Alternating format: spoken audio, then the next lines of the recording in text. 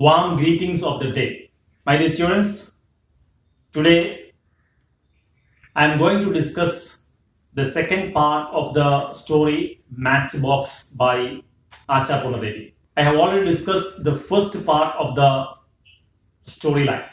So here you have already come across the fact that Nomida is very angry with her husband. Now the husband steps into the room.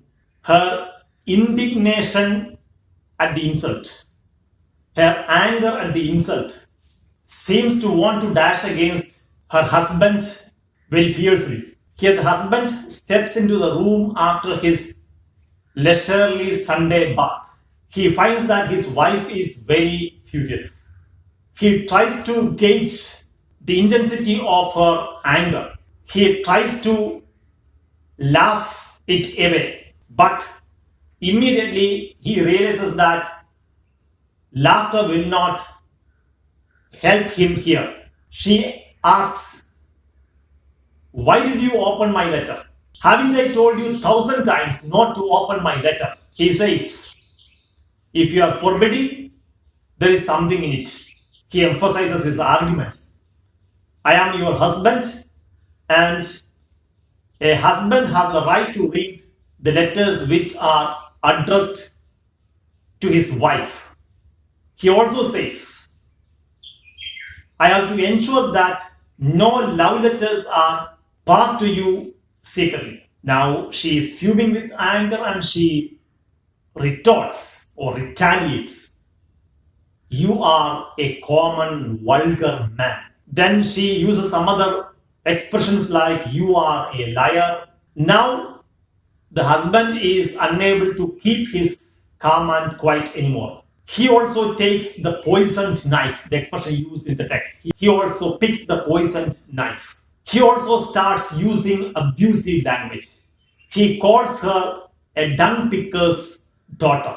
Now the altercation goes on, the quarrel goes on, and the husband says, I will do what I want to do, what I please. What will you do? Can you do anything? He challenges his wife. Can you do anything? Now the wife, Nomida, she is infuriated. She pronounces her words clearly. Do you want to see what I can do? Do you want to see if I can do anything? Immediately she grabs a matchbox which is lying on the table. She lights a matchstick and touches it to her sari. The flame goes up. Ajit is shocked, but immediately he jumps to her side and somehow he manages to put out the fire.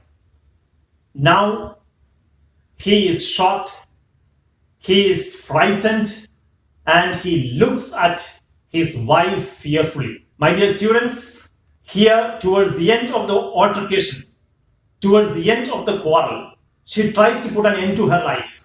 She tries to commit suicide. This is not something advisable to do. This is negativism. This is pessimism. This is defeatism. You readily accept defeat. Be optimistic. Never ever consider this as the last resort. So many new ways will open up. Be optimistic. Just think about the words of Jane White you studied in your first year textbook. Quest for the theory of everything. Only good will come out of any adversity. So new things will open up. New chances will open up. New opportunities will open up.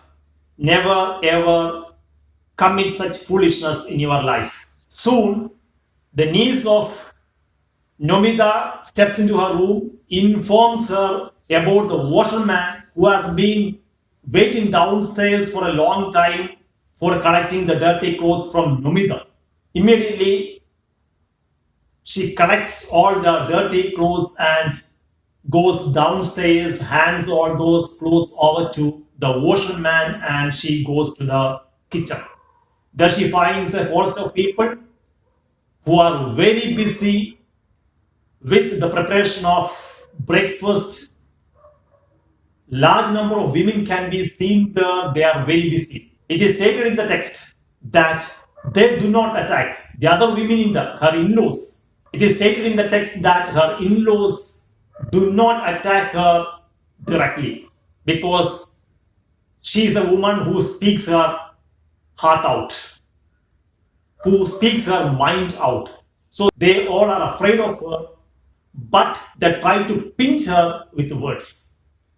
They all think that the husband and wife, they have a very perfect relationship. They have an ideal relationship. The relationship is very cordial, warm. No one in the family, no one around them, even in the village, people in the village, they do not know that the relationship between the husband and wife is a strange one. And she never speaks anything about the strained relationship to any member in the family or to anyone outside her family, even to her mother. And that is the reason why the mother thinks that her son-in-law is a high-minded and large-hearted person. So here, Asha Purna Devi says, women can be compared to Matchbox because they never try to tear the mask of their husband's high-mindedness and large-heartedness. Here we can consider Nomita as an ordinary Indian housewife who never tears the mask of her husband's high-mindedness and large-heartedness. They are also living in a colorful shell. People think that she is a queen. People think that she is living in a beautiful mansion like a palace, leading the life of a queen. She enjoys to be in that colorful shell, does not want to burn that colorful shell away. Her husband also knows this, that the woman will never burn or tear away the mask of his high-mindedness and large-heartedness. Never burn away the colorful shells that this woman lives in. That is the reason why these women are left scattered in the house, left in the kitchen, in the pantry, in the bedroom. They are left there carelessly. The husbands also know that they will never flare up. They are not afraid of the fire that these women have in them. That is why they keep this matchbox even in their pockets. The title is very significant. For Nomida, match is marriage, and marriage has become a trap for her. It has become a box. It has become a trap which restricts her freedom, which confines her to the four walls of the kitchen. So, in the story Matchbox, the title has great significance and relevance even in these days. Now, there is an assignment. Prepare a write-up on the significance of the title Matchbox, a story which is written by Asha Purna Devi, a very famous Bengali short story writer and novelist. That's all for the day. Thank you.